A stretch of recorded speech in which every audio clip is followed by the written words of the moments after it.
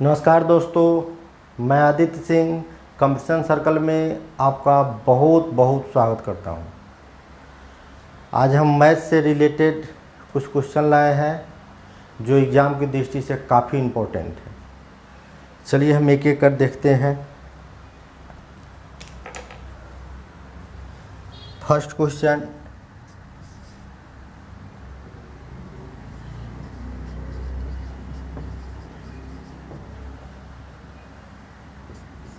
Sixteen 16 भागा है 2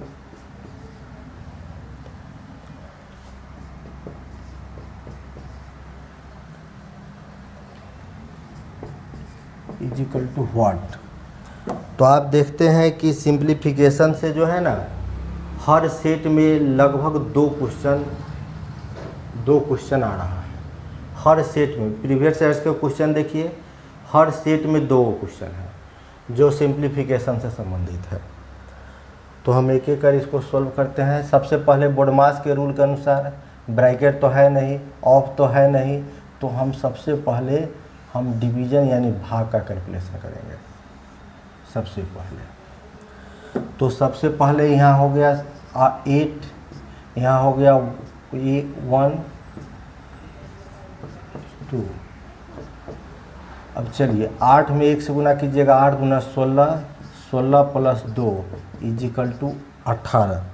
18 answer होगा आपको ऑप्शन बी। ऑप्शन बी में 18 आंसर है आपका। ठीक, इसी प्रकार आपको हर सेट में इसी टाइप का आपको 2 क्वेश्चन मिलेगा जो सिंप्लीफिकेशन से है। इसलिए सिंप्लीफिकेशन हम पहले जो है ना हम बता चुके हैं। सिंप्लीफिकेशन उसको एक बार देख लीजिएगा तो आपको ज़्यादा आसान लगेगा। नेक्स्ट क्वेश्चन, क्वेश्चन नंबर 2 पढ़िए। 3x + 9 5x + 7। क्वेश्चन कह रहा है कि 3x + 9 5x + 7 से बड़ा है अथवा बराबर है। अच्छा, अथवा बराबर है तो x का अधिकतम मान संभव है। तो हमसे पूछ रहा है इसमें x का अधिकतम मान क्या होगा। तो 3x + 9 और 5x + 7 चलिए, तो हमारे पास इसको उधर भेजेंगे तो 2x इजिकल टू हो जाएगा 2, तो x equal to 1 equal to नहीं, बड़ा है या बराबर है। तो x का अधिकतम मान जो है ना वह 1 संभव है।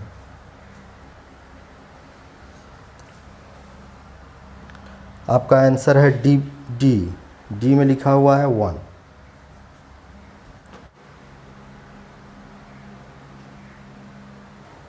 क्वेश्चन नंबर 2 देखिए। tan theta + cot theta equal to 4 दिया हुआ है। इजिकल टू 4 दिया हुआ है तो हमसे कह रहा है tan² theta + cot² theta equal to what. तो हमको tan² थीटा चाहिए, यहाँ tan थीटा है तो हम इसको करते हैं squaring both side. Squaring both side हम इसको कर लेते हैं, स्क्वायरिंग बोथ साइड करते हैं तो a + b का होल स्क्वायर बराबर हो जाएगा tan² theta + cot² theta + 2ab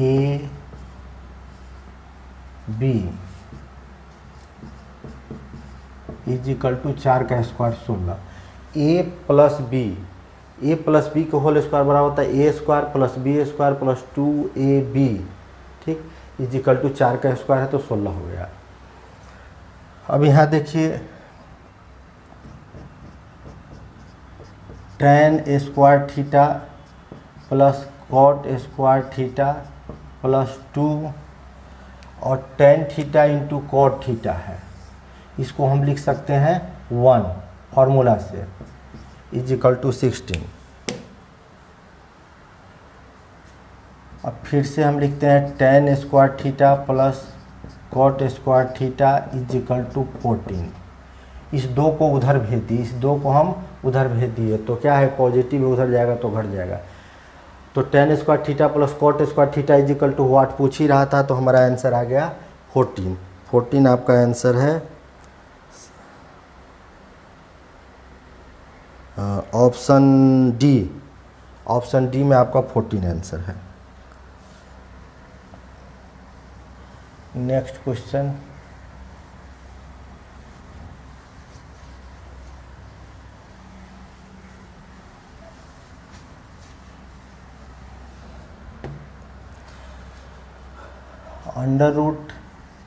√20 का स्क्वायर माइनस 16 का square is equal to what. इसका वैल्यू क्या होगा वो हमको निकालना है। इसका वैल्यू क्या होगा, तो हम इसको फॉर्मूला पर भी बना सकते हैं, ए स्क्वायर माइनस बी स्क्वायर बराबर, या इसको 20 का स्क्वायर हो जाएगा 400, 16 का स्क्वायर 256 का डिफरेंस करके भी बना सकते हैं। तो चलिए ए स्क्वायर एक फार्मूला होता है, A square minus B square is equal to A plus B, A into A minus B. तो पहले हम ए प्लस बी करते हैं, तो 20 प्लस 16, फिर ए माइनस बी करते हैं तो 20 माइनस 16, ठीक। तो 20 प्लस 16 हम करेंगे तो कितना हो जाएगा 36, 36, ठीक। और यहाँ हो जाएगा 4, 36 को हम बाहर निकालते हैं तो 36 का कितना निकलता है 6, और 4 का कितना निकलेगा 2, 6 दूना 12 आंसर हो जाएगा। आपका आंसर B2 होगा। यह फॉर्मूला था, लिखे थे।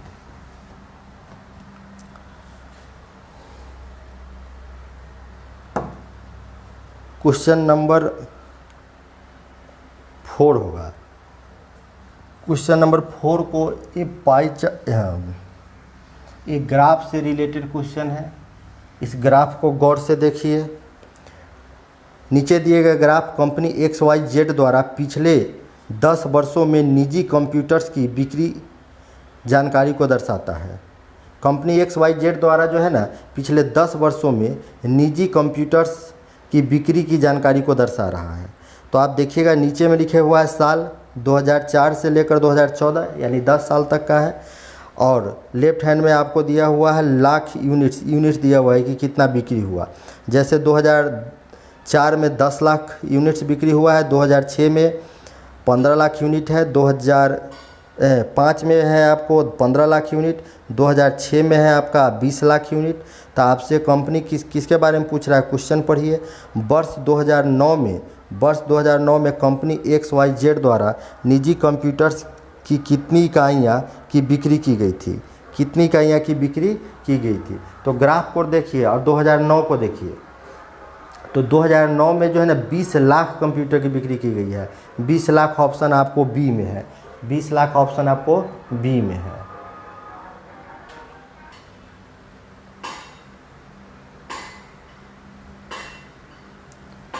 चलिए नेक्स्ट क्वेश्चन देखिए। इस क्वेश्चन में है 0.540। तो दशमलव के बाद डिजिट के लास्ट में 0 का कोई वैल्यू नहीं है, इसलिए उस 0 को हम हटा दिए हैं, ठीक है। जैसे 0.46 के बाद 0, इस 0 को हटा दीजिए, कोई वैल्यू नहीं है। नीचे में 0.92 के बाद 0 है, तो इस 0 का कोई वैल्यू नहीं है, हटा सकते हैं आप, ठीक है। अब देखते हैं क्या 0.54 जो है ना वह 2 बार है। 0.54 कितने बार है, 2 बार है। तो हम इसको a का स्क्वायर कर दिए। और 0.46 जो है ना वो भी 2 बार है, 1 बार 2 बार है। तो इसको हम a square minus B square formula है उस पर बना लीजिए। a square minus B square बराबर क्या होता है, a plus B into A minus B. तो a प्लस बी, इसको a मानिए, इसको b मानिए। तो a प्लस बी दोनों को जोड़ दीजिए, 60 40 100 हो जाएगा। लेकिन 2 अंक पहले दशमलव दे दीजिए, a plus B into A minus B. अब इस दोनों का अंतर निकालिए, तो 4 4 8.08 हो गया। अब बाई 1 रुपया में से 92 पैसा चला जाएगा, 1 रुपया में से 92 पैसा चला जाएगा तो कितना पैसा बचा, 8 पैसा। ये कैंसिल हो गया। अब आपका आंसर आ गया 1 आंसर जो है आपका है D4 में, D4 में 1।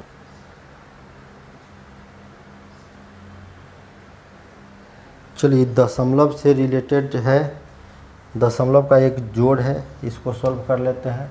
9 9 18, 9 3 12 1 13, और 9 3 12 1 13, 9 3 12 1 13, 3 1 4, 343, 343 0.338, यानी आपका आंसर सी हुआ, आंसर सी हुआ। नेक्स्ट क्वेश्चन देखते हैं हम लोग। नेक्स्ट क्वेश्चन है, एक रेलगाड़ी x किलोमीटर दूरी वाले 2 स्टेशन के बीच की दूरी तय करती है। एक रेलगाड़ी जो है ना 2 स्टेशन के बीच की दूरी तय करती है, जिसका दूरी दे दिया है x किलोमीटर है। आते समय गाड़ी की स्पीड जो है ना 60 किलोमीटर पर आवर है। ठीक है, मान लेते हैं कि ट्रेन जो है ना इधर से आ रही है, तो आते समय ट्रेन स्पीड क्या है 60 किलोमीटर पर आवर है।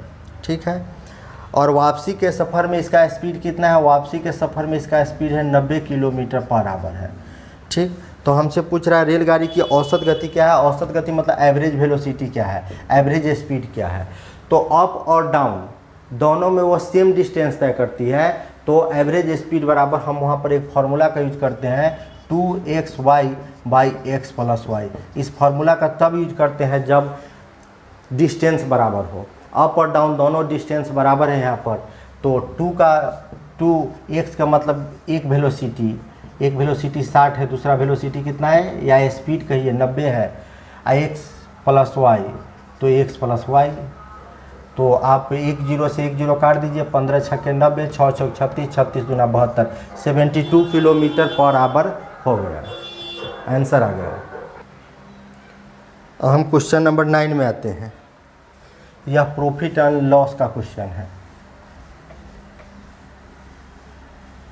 क्वेश्चन नंबर 9 में देखिए, अंकिता ने 15% हानि पर एक पुस्तक बेच दी। एक बुक जो है ना अंकिता 15% के लॉस पर बेच दी।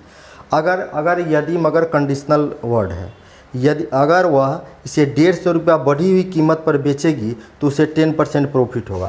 पहले वह 15% के लॉस पर बेच दी, लेकिन क्वेश्चन कह रहा है कि अगर वह 150 रुपया पहले जितना में बेची थी उसे 150 रुपया अधिक में बेची होती, 150 रुपया ज़्यादा में बेची होती, तो उसको जो है ना 10% का क्या हो जाता, प्रॉफिट हो जाता, 10% का प्रॉफिट हो जाता, 10% का।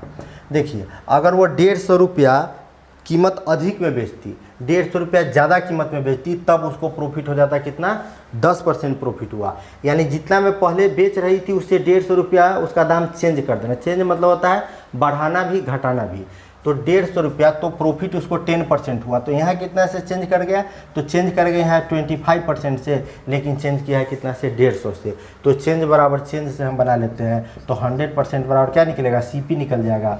यानी 150/25 to 100, 25 से काट दीजिए, 25 चौका 100 और 60 पर 1 0, यानी 600 रुपया क्या निकल गया, 600 रुपया उसका लागत मूल्य निकल गया। नेक्स्ट क्वेश्चन, ये भी आपको सिंप्लीफिकेशन से है। क्वेश्चन नंबर 9 का आंसर आया 600 रुपया, ए ऑप्शन है। नेक्स्ट क्वेश्चन देखते हैं। 22, क्वेश्चन नंबर 10 हुआ, माइनस ब्रैकेट में 1/4 है। ठीक है, 5, अच्छा सॉरी -5, -5 -48 ब्रैकेट बंद डिवाइडेड बाई, फिर ब्रैकेट में 16 निगेटिव लेना है, इजिकल टू व्हाट क्या होगा। तो सबसे पहले हम ब्रैकेट में भी तो अकेले, ठीक है, सबसे पहले 22 - 1/4 ब्रैकेट बंद -5, और ये माइनस माइनस है, इसको ब्रैकेट से निकालिएगा तो ये क्या हो जाएगा, प्लस 48, अब बाई 16 हो जाएगा, निगेटिव में 16 आ गया। 3 बार में कट गया तो ये हो जाएगा, 3 बार में कट जाएगा तो ये -3 हो जाएगा।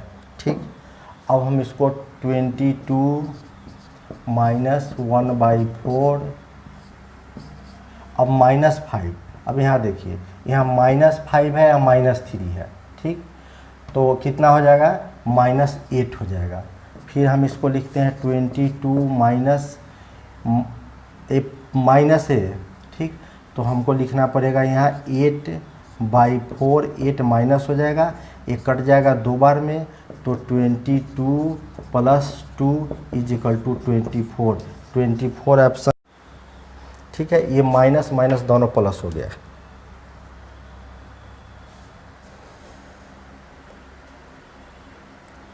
नेक्स्ट क्वेश्चन हमारे पास जो 11 नंबर क्वेश्चन है, ये फिजिक्स का एक न्यूमेरिकल है, फिजिक्स का क्वेश्चन है।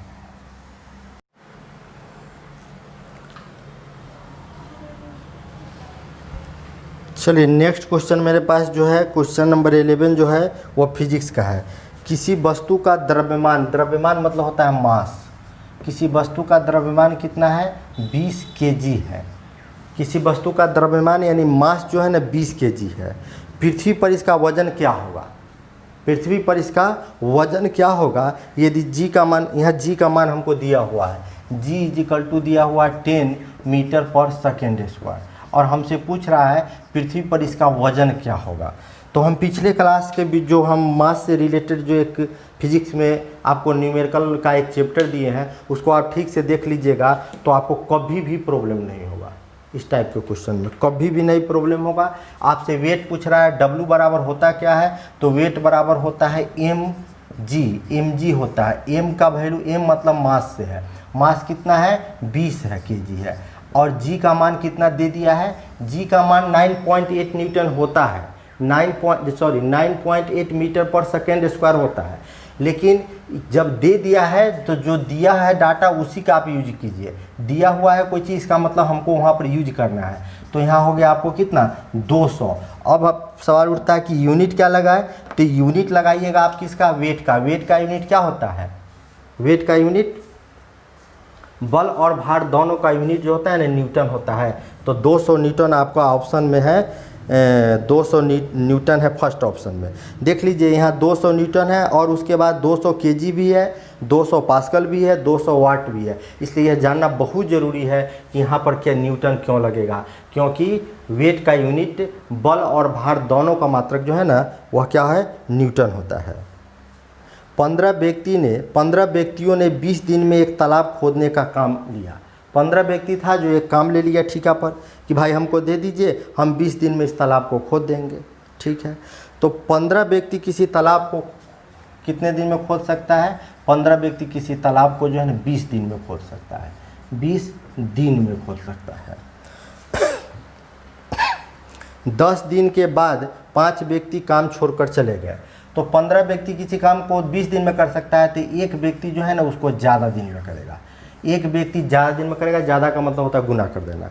कह रहा है 10 दिन के बाद, तो बाद का मतलब होता है घटाना, पहले का मतलब होता है जोड़ना। दिन में घटाइएगा तो दिन में हम घटा लिए। 10 दिन के बाद 5 व्यक्ति काम छोड़कर चले गए। 15 व्यक्ति था जिसमें से 5 व्यक्ति चला गया, 15 व्यक्ति में से 5 व्यक्ति चला गया। अब इसको कैंसिल कर दीजिए, 5 से 3 बार में कट गया, ये हो गया 10। 5 व्यक्ति काम छोड़कर चले गए हैं। 5 दिन में 5 व्यक्ति काम छोड़कर चले गए, तो 15 व्यक्ति थे, 5 व्यक्ति चले गए तो 10 व्यक्ति बचे।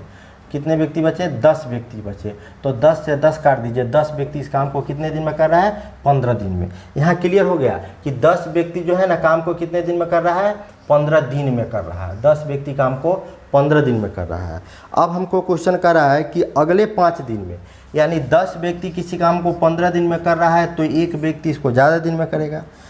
अब अगले 5 दिन में, यानी अगले जो 5 दिन, यानी अगले 5 दिन यानी 5 दिन के बाद 5 और व्यक्ति काम छोड़कर चले गए। तो 10 व्यक्ति काम शुरू किए थे, 5 व्यक्ति चले गए तो 5 ही व्यक्ति बचे। तो कह रहा अब काम को पूरा करने में कितने दिन लगेंगे, काम को पूरा करने में कितने लगेंगे। 5 से काट दीजिए, 2 बार में कट गया, ये हो गया 10, 10 दूना 20 हो गया, 20 दिन हो गया। तो दोनों को जोड़ दीजिए, काम पूरा करने में कितना दिन लगा 100, तो दोनों दिन तो पूरा करने में टोटल कितना दिन लग गया, तो काम पूरा करने में टोटल 35 दिन लग गया।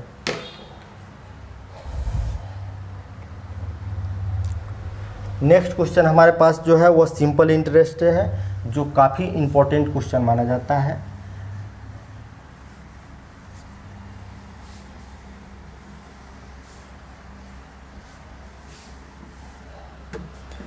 कह रहा है किस वार्षिक साधारण ब्याज की रेट पर कोई धन 8 वर्ष में 3 गुना हो जाएगा। किस वार्षिक सिंपल इंटरेस्ट के रेट पर, आपको दर मतलब होता है रेट, दर मतलब रेट पर, ठीक है। तो आपसे रेट पूछ रहा है किस वार्षिक साधारण ब्याज की रेट पर कोई राशि प्रिंसिपल मालूम नहीं है, 8 वर्ष में टाइम दिया हुआ, 8 वर्ष में अपने 3 गुना हो जाएगी, अपने 3 गुना हो जाएगी। कल्पना कीजिए कि आप किसी व्यक्ति से 100 रुपया क्या ये कर्ज लिए, तो महाजन से जो रुपया कर्ज लेते हैं वो प्रिंसिपल कहलाता है। 8 वर्ष में किसी रेट से ये अपने 3 गुना हो गया, 3 गुना मतलब 100 रुपया लिए थे, 300 रुपया हो गया, 300 रुपया हो गया। महाजन से जब आप हिसाब करने गए तो वो 300 रुपया का आपका हिसाब दे दिया कि लो भाई 300 रुपया हुआ। तो आप 100 रुपया कर्ज लिए थे और बढ़कर हो गया 300 रुपया, इसको अमाउंट कहते हैं वो, ठीक। 8 वर्ष के बाद वो 300 रुपया हो गया, तो 100 रुपया आप कर्ज लिए थे और 300 रुपया हो गया, यानी जो बढ़ा कितना, 100 रुपया लिए थे और हो गया है 300, तो जो बढ़ा है वो 200 रुपया बढ़ा है। जो बढ़ता है उसी को ब्याज कहते हैं, जो बढ़ता है उसी को ब्याज कहते हैं। 100 रुपया तो प्रिंसिपल था। तो सिंपल इंटरेस्ट का फॉर्मूला क्या होता है, सिंपल इंटरेस्ट का फॉर्मूला होता है पी मतलब प्रिंसिपल, आर मालूम नहीं है, ठीक है। टी कितना है आपको 8 साल, और बाई 100 रेट परसेंटेज में रहता है इसलिए हम नीचे 100 लिखते हैं। 100 से 100 कट गया, 8 से काटते हैं, दोनों साइड इक्वल है, कट जाएगा, 25 8 200 हो जाता है। तो रेट इज इक्वल टू कितना आ गया 25, और रेट का कैलकुलेशन हमेशा परसेंटेज के रूप में किया जाता है, इसलिए रेट इज इक्वल टू हम लिखेंगे 25%। आपका आंसर हो गया सी, आंसर हो गया सी।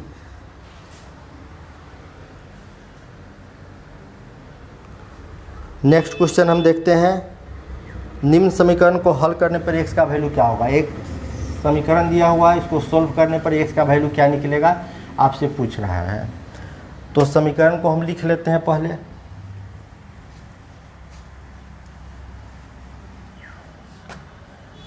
x - 5/3 minus x - 2 x - 2/4 is equal to 7/2, और कह रहा है कि इसको सोल्व कीजिए और बताइए x का वैल्यू कितना होगा। तो हम आसानी से सोल्व कर लेंगे। इस दोनों को हमको क्या करना है, एलसीएम लेना है। तो इसका एलसीएम क्या हो जाएगा, 4 × 12, एलसीएम हो गया 12, 3 से कैंसिल हो जाएगा कितना बार में, 4 बार में। तो ठीक है, तो हमारा हो गया ये 4x - 20 minus 3x - 6 is equal to 7/2। अब 2 से काटेगा तो 6 बार में कट जाएगा, ठीक। अब हम लिखते हैं 4x - 20, ठीक, माइनस 3x + 6, ये माइनस कॉमन लिए हैं तो ये प्लस हो जाएगा, +6 इज इक्वल टू 7 × 42 यानी 42। अब ये हो गया x, इस दोनों को, ये 6 है तो 6 हो गया, तो -19 is equal to 19 is equal to 42, तो x इज इक्वल टू 40, ये उधर चला जाएगा,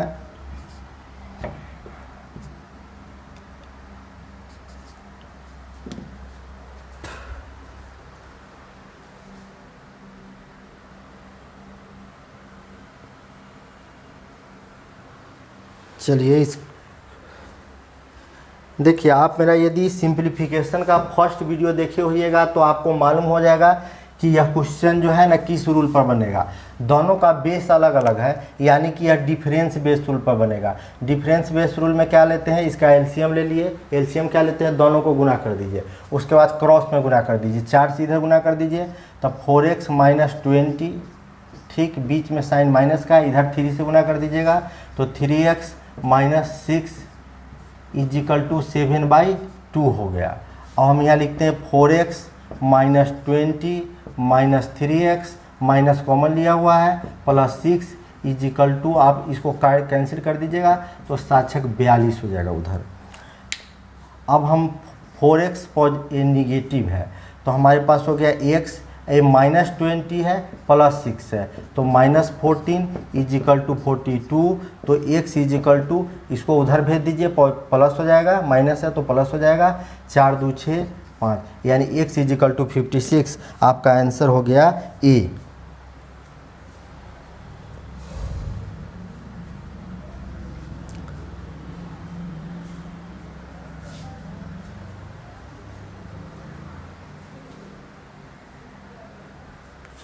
हम सिंप्लीफिकेशन का फर्स्ट डे पढ़ाए थे तो बताए थे कि कुछ बेस जो होता है सेम होता है, तो हम कैसे बनाएंगे, कॉमन होगा तो कैसे बनाएंगे, डिफरेंस होगा तो कैसे बनाएंगे। उसको एक बार देखिए तो पूरा कंसेप्ट क्लियर हो जाएगा। नेक्स्ट क्वेश्चन जो फिजिक्स का न्यूमेरिकल है, एक कुली ज़मीन से 11 केजी का सामान उठाता है, यानी एक कुली जो है ना ज़मीन से 11 केजी का सामान उठाता है और ज़मीन से 1.5 मीटर ऊपर अपने सिर पर रखता है, तो कुली द्वारा सामान पर कुल कितना काम किया गया, जी का मान दिया हुआ है 10 मीटर पर सेकंड। देखिए एक कुली जो है ना ज़मीन से 11 केजी का सामान उठाता है। 11 केजी आप यूनिट से पकड़ लीजिएगा कि 11 केजी किसका यूनिट होता है, तो केजी मास का यूनिट होता है। तो 11 केजी का सामान ऊपर उठाता है और ज़मीन से 1.5 मीटर ऊपर अपने सिर पर रखता है। ज़मीन से कितना ऊंचा पर रखता है, 1.5 मीटर ऊंचाई पर ज़मीन से ऊंचा रखा, ठीक है। और जी का मान दिया हुआ है, तो जी का मान दिया हुआ है 10 मीटर पर सेकेंड स्क्वायर दिया हुआ है, ठीक। तो आपसे पूछ रहा है कि वह कितना काम किया, वह कितना काम किया ये पूछ रहा है। तो देखिए ज़मीन से हम नीचे ज़मीन से उठाकर उसको अपने सर पर रखता है, तो किसी भी वस्तु के स्थिति के कारण जो उसके अंदर ऊर्जा संचित होती है, ऊर्जा मतलब एनर्जी, उसको हम क्या बोलते हैं, स्थितिज ऊर्जा बोलते हैं। स्थितिज ऊर्जा को हम फाई इजिकल टू हम लिखते हैं mgh, फाई बराबर mgh होता है, पोटेंशियल एनर्जी बोलते हैं स्थिति ऊर्जा को। तो फाई बराबर mgh का यूज क्यों किए, तो किसी वस्तु के स्थिति के कारण जो उसके अंदर ऊर्जा संचित होती है उसको स्थितिज ऊर्जा बोलते हैं, ठीक। पोटेंशियल एनर्जी बराबर हो गया mgh। m का वैल्यू कितना दिया हुआ है, 11 केजी दिया हुआ है, m का वैल्यू 11 है। g का मान कितना दिया हुआ है, तो g का मान देख लीजिए, g का मान 10 है, तो 10 लिख दिए और h का मान 1.5 है। तो दोनों को गुना कर दीजिए, 15 में 11 से गुना कर देते हैं, तो यानी आपका आंसर आ जाएगा 165। एक जीरो है तो एक जीरो लगा दिए, लेकिन हमको दशमलव जो है ना लगाना पड़ेगा, यानी 165 हो गया। अब आप कहिएगा 165 क्या हुआ, 165 क्या हुआ, तो आप क्या है, यह क्या है, पोटेंशियल एनर्जी है। तो एनर्जी का यूनिट क्या होता है, जूल होता है, तो आपको जूल लगाना होगा, 165 जूल सी आंसर है। टाइम क्या बोलते हैं, वर्क एंड एनर्जी में क्वेश्चन हम आपको पढ़ाएंगे, नेक्स्ट यही चैप्टर लेंगे। क्वेश्चन नंबर हम अब आते हैं 17 में। क्वेश्चन नंबर 17 को देखिए, यदि किसी वर्ग की भुजा, वर्ग मतलब होता है स्क्वायर, वर्ग जिसके चारों साइड इक्वल हो और प्रत्येक एंगल 90 डिग्री हो, जिसको चारों साइड इक्वल हो और प्रत्येक एंगल 90 डिग्री हो, इसको वर्ग कहते हैं। एक वर्ग की भुजा को 10% बढ़ा दिया गया। अच्छा, यदि किसी वर्ग के भुजा को 10% बढ़ा दिया गया, 10% बढ़ा दिया गया, तो कह रहा है वर्ग का क्षेत्रफल क्या होगा। तो एरिया ऑफ ए स्क्वायर बराबर क्या होता है, वर्ग के क्षेत्रफल बराबर होता है भुजा का स्क्वायर।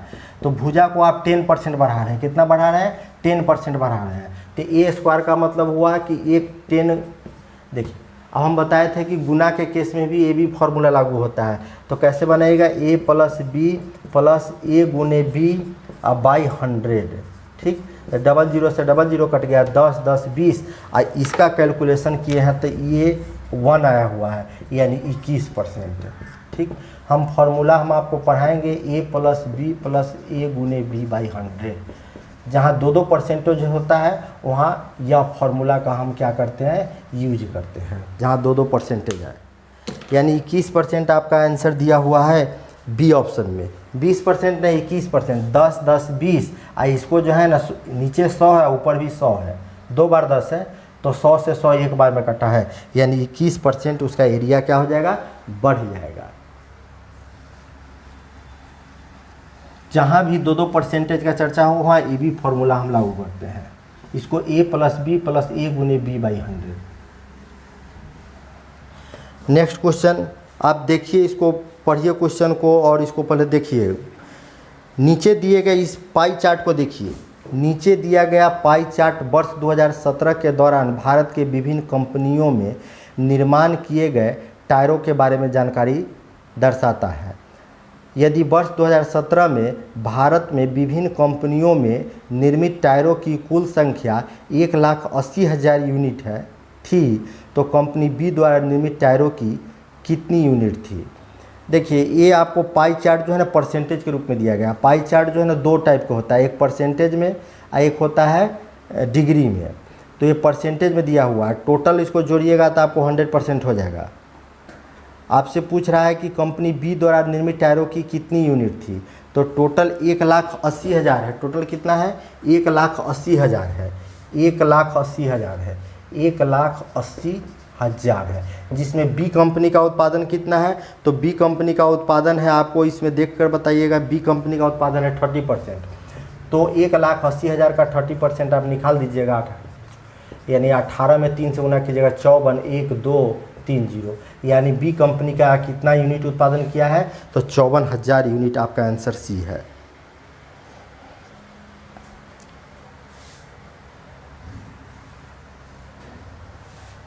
नेक्स्ट क्वेश्चन, एक वस्तु 3 सेकंड में 23 मीटर और फिर 2 सेकंड में 15 मीटर की यात्रा करता है तो उसका औसत चाल क्या है।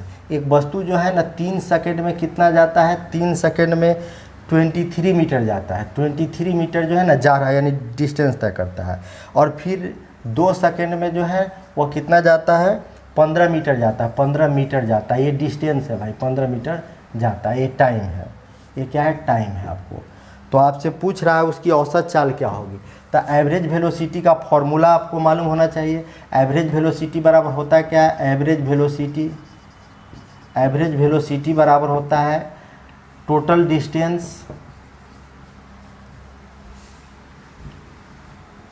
एवरेज वेलोसिटी बराबर होता है total distance by total time. Total time, तो टोटल डिस्टेंस को आप जोड़ लीजिए। टोटल डिस्टेंस कितना गया है? 23 और 15 मीटर, 5 3 8 मीटर और 2 1 3 टोटल डिस्टेंस। और टोटल टाइम कितना लगा है? 3 2 5 मीटर, 5 मीटर। अब 5 से भाग दीजिएगा तो 5 से 5 7 35 3 38, ठीक। आपका आंसर आ गया। आपको औसत चाल वेग चाल का होता है मीटर पर सेकेंड, लेकिन आंसर दिया नहीं है तो 7.56 के 30 7.6 दिया हुआ है। 6 मीटर पर सेकेंड उसका एवरेज वेलोसिटी निकल गया। एवरेज वेलोसिटी निकालने का फॉर्मूला है total distance by total time. इस पर आपको एवरेज वेलोसिटी आसानी से निकल जाएगा।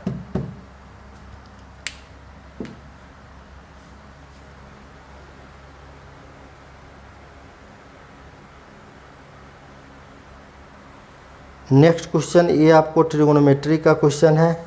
The value of tan 65 by cot 25।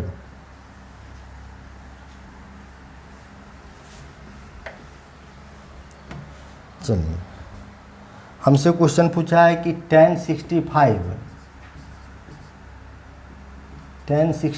Degree by cot 25 degree का इजिकल टू व्हाट, क्या होगा।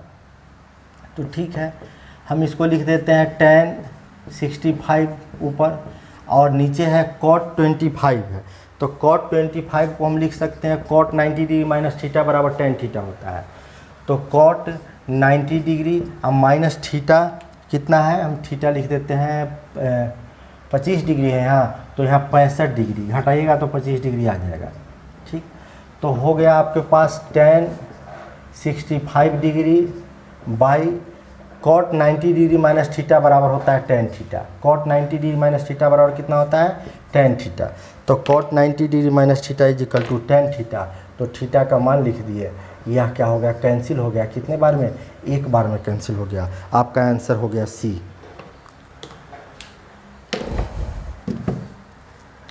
हम आपको कुछ मैथ से रिलेटेड इम्पोर्टेंट क्वेश्चन आपसे शेयर किए हैं, जो प्रीवियस ईयर्स में पूछा गया क्वेश्चन है और इसी टाइप के क्वेश्चन आने की संभावना है, ठीक है। फिर हम नेक्स्ट वीडियो लेकर आएंगे जो फिजिक्स का होगा, और हम ध्यान रखेंगे कि ज़्यादा से ज़्यादा न्यूमेरिकल दे, क्योंकि एक सेट में एवरेज 3 से 4 फिजिक्स का क्वेश्चन पूछ रहा है जो न्यूमेरिकल टाइप है, ठीक है। बहुत बहुत धन्यवाद।